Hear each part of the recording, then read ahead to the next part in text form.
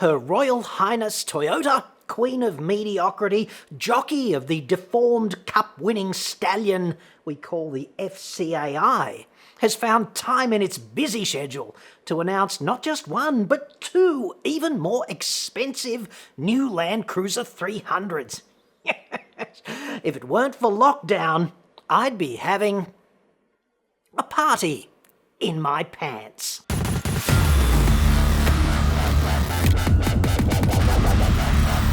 I'm John Cadogan from AutoExpert.com.au, and I get new cars cheap for buyers here in Australia.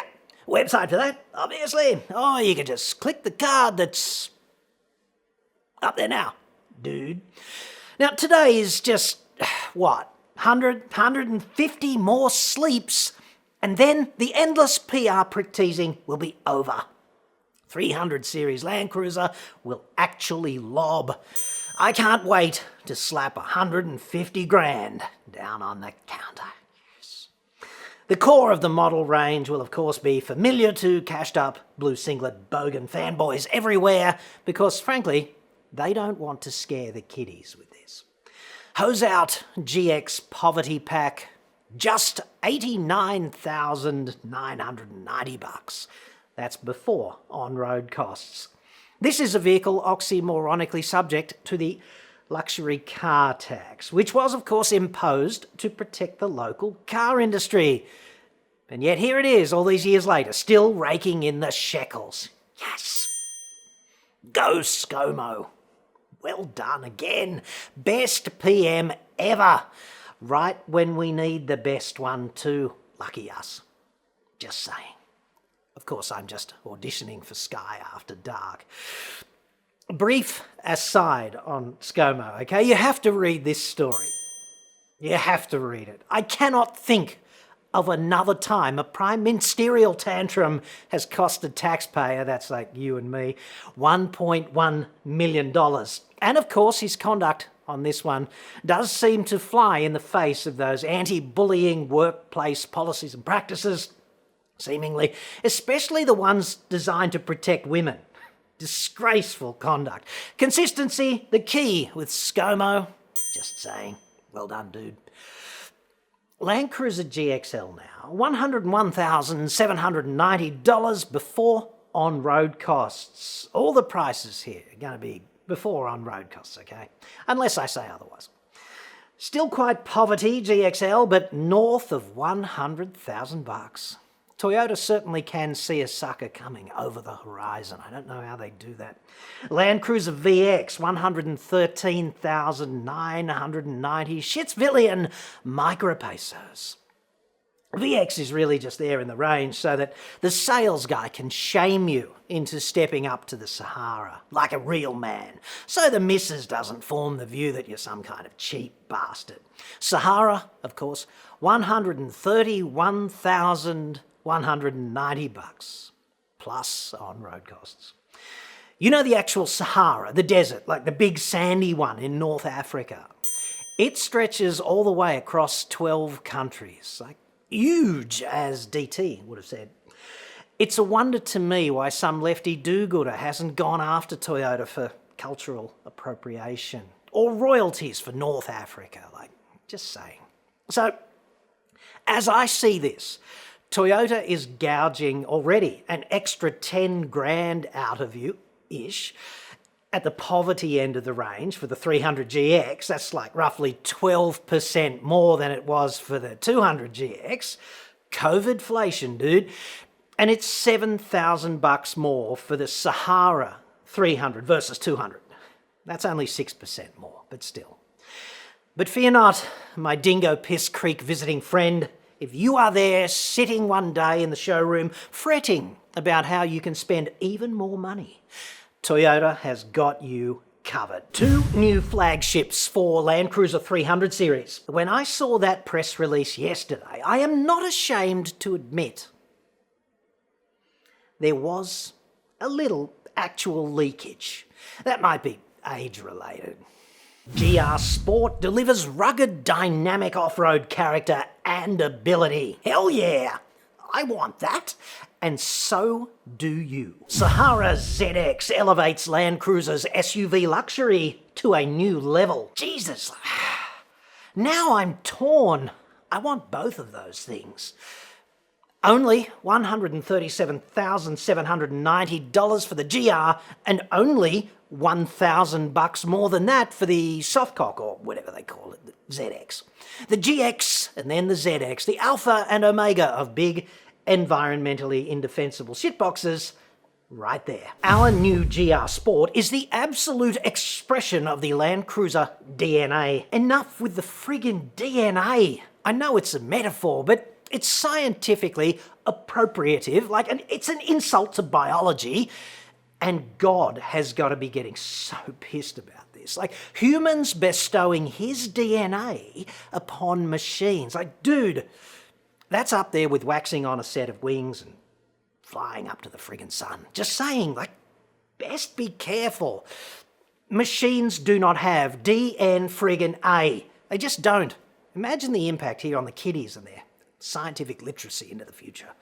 To all you automotive marketing cocks in the universe, therefore, I invite you all to get together in, Kingston, and come up with a less hackneyed and more accurate expression embodying brand identity. Or perhaps you woke assholes prefer to continue to bob for apples in the same tired old bucket of frigging superlatives. There is, of course, no end to rhetoric like this, but this next item is actually pretty good. GR is the ultimate four-wheel drive that is specifically equipped for owners who truly love driving on rough trails and in off-road rallies. This excerpt from a tsunami of quoted detritus is, of course, official Toyota ease, and the poor bastard tasked with the burden of having it attributed to him is a dude named Sean Hanley. He's the real victim here, I'd suggest. Mr. Hanley is the VP of Sales, Marketing and Dealer Appeasement for Toyota Shitsville. I'm paraphrasing. It's quite the hat rack though, isn't it? All those jobs. We therefore need not enquire as to what Mr. Hanley does with his spare time. And he probably takes it so seriously, like they all do. But I'd suggest Mr. Hanley has flapped his lips for Toyota on this somewhat over-enthusiastically, and the one thing I have learned from Pandora problematically after watching that documentary from my hotel room in Fishwick is that when she opened her box, the contents was highly resistant to repackaging no matter how hard she tried. It's always the way, dude. There are numerous movies you can watch on this if you'd like to know more. Schrodinger's cat was exactly this way too, I note. Not so many documentaries on that one, of course. Tends to be more of a niche thing. Schrodinger's cat was, of course, quantum superposited in his or her box as opposed to being instructed not to open it by hubby. Jesus, all analogies ultimately break down if you overanalyze them. This statement is something of a potential speed hump for Toyota Shitsville because the ACCC says that all products must match descriptions made by the salesperson on packaging and labels and in promotions or advertising. So the way I see it here, Toyota Shitsville's top sales dude has just flat out gushed all over you to the effect that not only is it okay to off-road rally the 300 series GR, but that this is, quote, the ultimate four-wheel drive that's, quote, specially equipped for, quote, off-road rallies. And that opens a somewhat delicious consumer compliance can-o Pandora box worms, doesn't it? See, when I downloaded the miracle cure for insomnia, that is the Toyota Warranty Advantage Explainer, 4-page PDF delight. Oh, what a feeling, but mostly of narcolepsy. My heart grew as heavy as a field of butterflies in spring when I learned, if that's the right word, buried in the page 4 fine print, where warranty coverage does not apply, formal or informal competitive events such as racing. Oops, a friggin' daisy, you Toyota dicks. I'm no lawyer, obviously, but that does seem rather at odds with Hanleyberger's earlier claims vis-a-vis being the ultimate rally land barge. Like, show me the off-road rally that's not a, quote, formal or informal competitive event.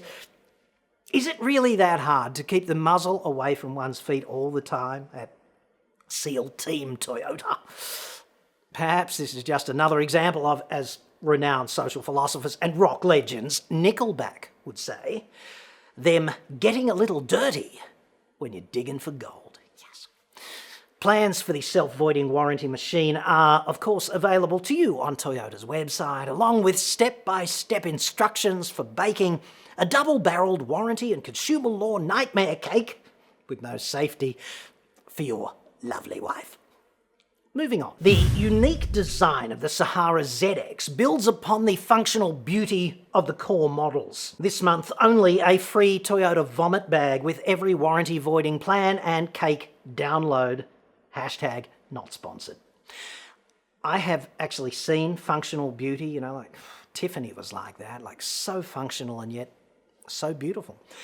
300 series, not so much. The graceful styling of the Sahara ZX adds an even more prestigious and advanced high-quality image for customers who use their Landcruiser primarily for urban driving and holiday getaways with their families. Hanleyberger, again there, entertainingly delivering even more carefully crafted Toyota words.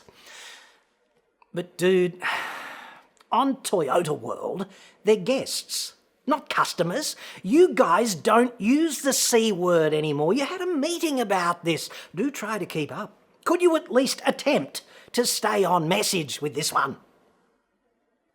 Nobody in the building's going to tell him, like. Sean, you're welcome, mate. Anytime. But I do wonder, what about people who don't have families? Or a group of people who may or may not share DNA and may or may not domicile at the same location or cohabitate, but choose not to identify as a family. Are we actually saying here that this graceful and functionally beautiful vehicle is not for them? Because that's not very frigging inclusive if we are, is it? I do wonder if there was an actual approvals process for any of these words, but I'm forming the view quietly that the ZX is the ultimate soft-cock Landcruiser. And graceful, like props for deadpanning that one, if he did. I could not do that. I would have said inelegant, and frankly, that would have been a kindness. Back on Planet Ontology, a Sahara Softcock ZX is $7.5 grand more than the poverty Sahara 300. You get the ultimate lipstick pig Landcruiser grille. No, I don't think they actually call it that internally. Plus bumper and light styling packages at both ends, plus 20-inch alloys, and a torque-sensing limited slip diff at the rear. Who doesn't want that? Toyota refers to the following ZF softy features as, quote, standouts. Heated and ventilated seats and a hands-free tailgate. How long have we had them? This is despite Mazda CX-9, Kia Sorento and Hyundai Santa Fe and, I guess, others offering exactly these features at roughly half the price. Plus, I did nearly forget, on ZX, you also get counterfeit carbon fibre interior accents on the wheel, the console and the door trims. Be still my beating heart. And ASPW still wonders why I call Toyota the king of mediocrity, and the queen, just struggling to be a bit more woke there. Counterfeit carbon fibre, right, on a $150,000 vehicle. How do you reckon that would go over if BMW tried doing that on the next M3? The rally-ready, warranty, self-voiding Landcruiser GR now. Pretty cynical branding exercise in my view. There's a huge free Toyota badge which you can see from space on the grille. But one does hope that that's a no-cost delete option for the tiny percentage of actual guests out there with taste. Black 18-inch alloys. I can already hear the off-roaders cringing about that and face-palming at campsites all across our fine nation.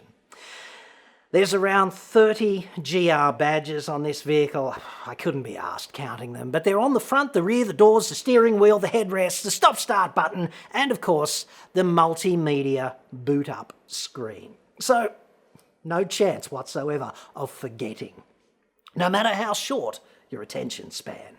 Plus, that all-important counterfeit carbon fibre is inside. So elegant. Plus, front and rear diff locks. And hang on a minute, that might actually be useful.